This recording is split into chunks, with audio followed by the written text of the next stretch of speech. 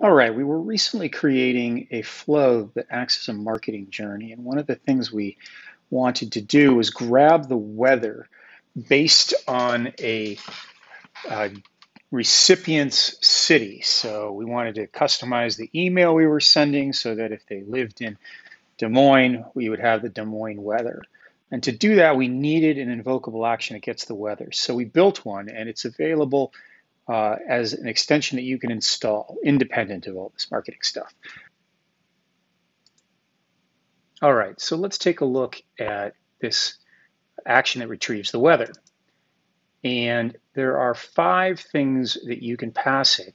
This key is provided by Visual Crossing, which provides this excellent weather API. And they have a nice free tier. So you can sign up and you can make up to 1,000 queries per day without spending any money, which is nice. And you can see here in my account, I've got this key here, and that is what I've pasted right here. And then for locations, you can specify the location. I've done 2 locations, San Francisco and Paris. I use a little pipe indicator there.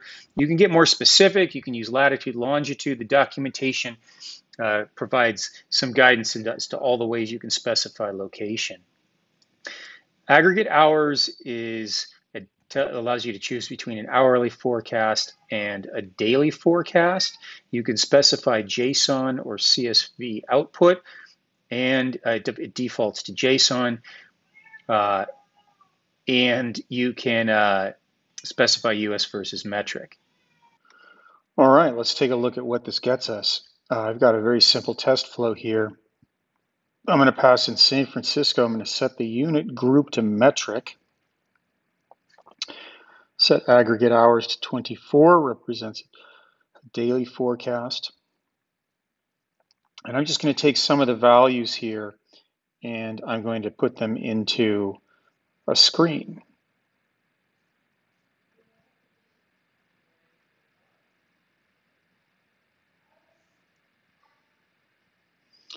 And we have the temperature in San Francisco is 33.8 degrees Celsius. So we're having a very hot day.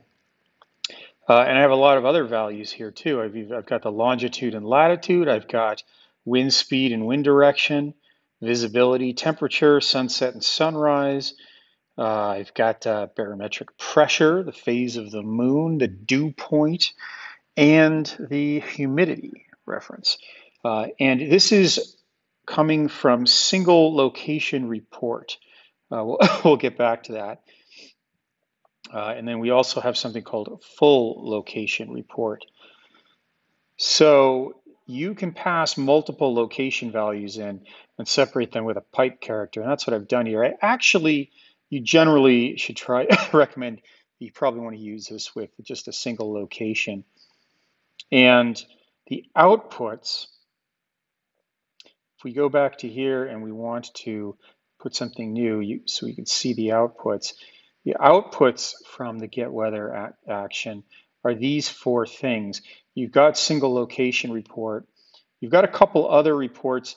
These are more complex data structures where you're going to have to do some parsing, most likely. So really, you probably want to work with single location report. You can see that if we drill in, we've got basic facts about the location and the time of the weather report, and then a lot of the good stuff is down here in current conditions, and I can add it right there.